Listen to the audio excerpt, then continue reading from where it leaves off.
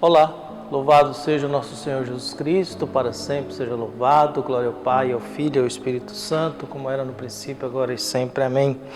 Queridos irmãos e irmãs, paroquianos da nossa paróquia Nossa Senhora da Abadia, Lagoa da Confusão, Diocese de Cristalândia, dia 20 de junho de 2022, nessa segunda-feira, estamos na 12ª semana do Tempo Comum, e o Evangelho que a Igreja nos traz é tirado de Mateus, capítulo 7, versículos de 1 a 5. O Senhor esteja convosco, Ele está no meio de nós. Proclamação do Evangelho de Jesus Cristo segundo Mateus. Glória a vós, Senhor. Naquele tempo disse Jesus a seus discípulos: Não julgueis e não sereis julgados, pois vós sereis julgados com o mesmo julgamento com que julgardes, e sereis medidos com a mesma medida com que medirdes. Por que observas o cisco no olho do teu irmão e não presta atenção na trave que está no teu próprio olho? Ou como podes dizer ao teu irmão: Deixa-me tirar o cisco do teu olho, quando tu mesmo tens uma trave no teu olho? Hipócrita, tira primeiro a trave do teu próprio olho, e então enxergarás bem para tirar o cisco do olho do teu irmão. Palavra da salvação. Glória a vós, Senhor. Caros irmãos e irmãs, nós estamos meditando e lendo aí o Sermão da Montanha no Evangelho de Mateus, capítulos 5, 6 e 7. Mateus resolveu eternizar esse Sermão da Montanha, que acaba sendo quase a constituição do novo povo de Deus, iluminados na ótica de Mateus e conduzidos pela justiça de Deus. Não a justiça do mundo, de um sistema judiciário meio corrompido e subjetivista, mas o sistema de justiça na mente de Deus, que visa o bem do ser humano, que viva preservar a vida e promover aquilo que é o justo e o correto diante do mundo em que nós vivemos. E diante disso, nós estamos aí já nesse capítulo 7, e Jesus dá uma dica muito interessante, porque ao fazer o Sermão da Montanha, nós temos talvez uma das frases mais pesadas, porque a primeira frase que Jesus diz, as primeiras palavras de Jesus em Mateus é: na hora do batismo, deixe como está, devemos cumprir toda a justiça, porque João Batista diz: eu não sou digno de batizar o Senhor, e ele diz: deixa como está, devemos cumprir toda a justiça. Mas a frase mais do eixo do Sermão da Montanha acaba sendo o capítulo 5, versículo 20. Se a vossa justiça não for maior ou melhor do que a justiça dos fariseus e doutores da lei, vós não entrareis no reino dos céus. Ou seja, pelo fato da gente ser cristãos seguindo Jesus e eu não ser melhor do que fariseus e doutores da lei, eu corro o risco de perder a salvação. Eu corro o risco de não ter a salvação oferecida por Deus. E hoje o Evangelho começa nessa conduta, nossa postura.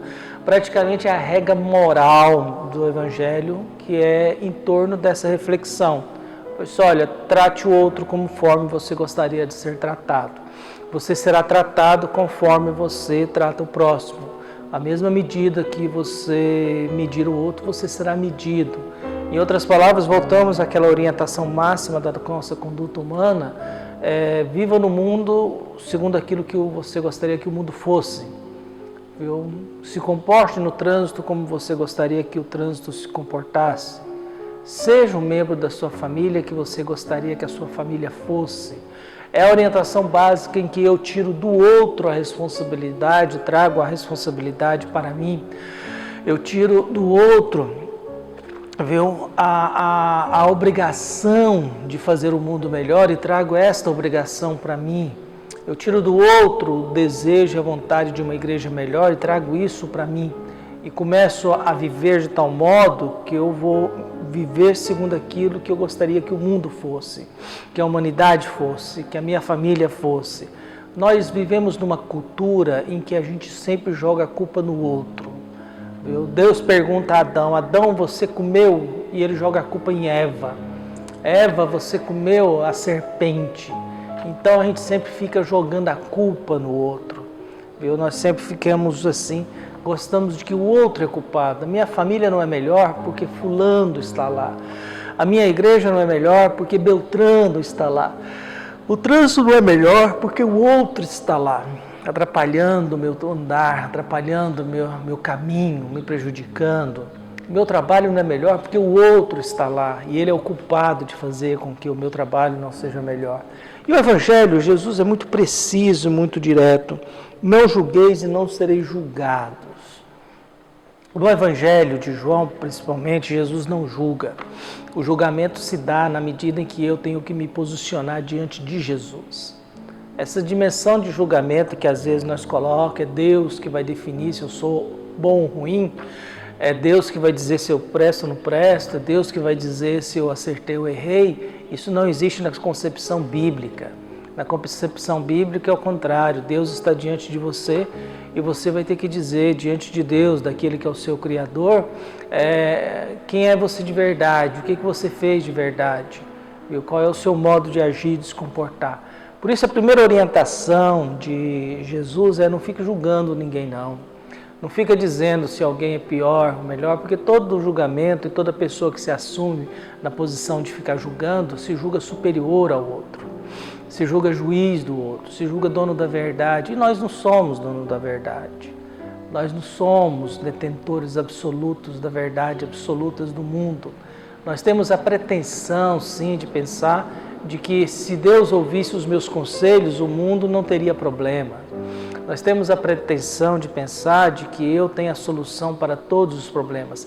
É aquela velha situação, eu tenho a solução para todos os problemas do outro, mas não tenho as soluções para os problemas da minha vida, da minha família, da minha casa. Por isso Jesus começa no Evangelho com isso, viu? Não julgueis, porque se você julgar, o mesmo critério servirá para você também. Por isso, todas as vezes que a gente olha para o outro, a gente tem que se perguntar: será que eu não faço o mesmo? Será que eu não estou agindo de forma desonesta? Em algumas expressões e algumas falas assim, a gente pensa assim que essa pessoa não tem muita noção do que está falando. Ainda mais numa estrutura de um mundo que é movido pela corrupção, pela desonestidade. É aquela velha situação e contexto da igreja. Todo mundo reivindica e todo mundo quer mandar, mas na hora de cuidar, ninguém quer cuidar. Na hora de pagar as dívidas, ninguém quer ajudar. Na hora de consertar as coisas, todo mundo se cala. Na hora de trocar as lâmpadas, resolver as coisas, todo mundo fica quieto. Mas na hora de reivindicar e dizer o que eu tenho que fazer e como fazer, todo mundo tem um palpite para dizer. Por isso, a minha prece de hoje acaba sendo que Jesus nos ajude a não julgar, porque nós vivemos num mundo em que somos julgados.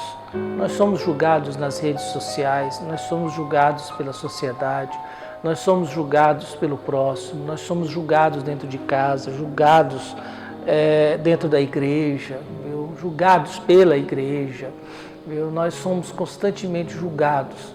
E que a gente não entre na mesa, que a gente tenha consciência de que, ao olhar o defeito do outro, eu preciso perguntar para mim mesmo se eu não tenho um defeito maior. Ao olhar a atitude do outro, eu preciso perguntar se realmente eu não tenho algo maior. Ao defender certas coisas, eu preciso me perguntar: será que eu estou defendendo aquilo que é correto, transparente, justo? Viu? Será que eu tenho esse direito, eu tenho essa autoridade para dizer? Será que eu posso fazer isso? Eu devo fazer isso? Essa autocrítica nossa nos remete sempre a essa postura de olhar para nós. É o que Jesus diz: olha, deixa de ser hipócrita. Você fica olhando o defeitinho do outro, mas você tem coisa pior. Você fica olhando a vida do outro, mas você tem coisa pior. Você fica julgando e condenando o outro, mas você tem coisa pior. São os adoradores do pecado, né? São os adoradores do erro do outro, que só vive falando na dimensão do pecado para gerar no sentimento de quem está ouvindo o sentimento de medo, o sentimento de culpa, o sentimento de ganância. E esse discurso religioso da hipocrisia, que faz muito sucesso, acaba nos distanciando de Jesus, que nos faz esse alerta. Antes de olhar para o mundo, você deve se perguntar: o que eu estou fazendo para que este mundo seja isso? O que eu estou fazendo para que este mundo se comporte dessa forma? O que eu estou fazendo para que o mundo se torne melhor com a minha presença? Que Deus não nos deixe ter a tentação de cair no pecado do julgamento, no pecado de querer arrancar o cisco do olho, sendo do olho do outro, sendo que eu tenho uma trave no meu, do pecado de querer ser melhor do que todo mundo e às vezes a gente nem sabe os tamanhos dos erros que nós temos. É que o Papa Francisco dizia antes de ser Papa, às vezes a corrupção no nosso meio é igual ao mau hálito. O mau hálito é uma coisa que todo mundo sabe que você tem, menos você. Às vezes a gente tem mau cheiro e todo mundo sabe que a gente está cheirando mal, menos a gente. É a nhanhaca, né?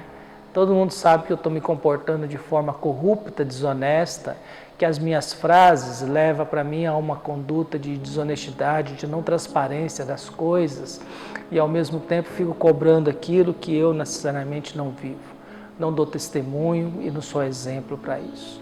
Que Deus abençoe a todos nós, um abraço e até mais.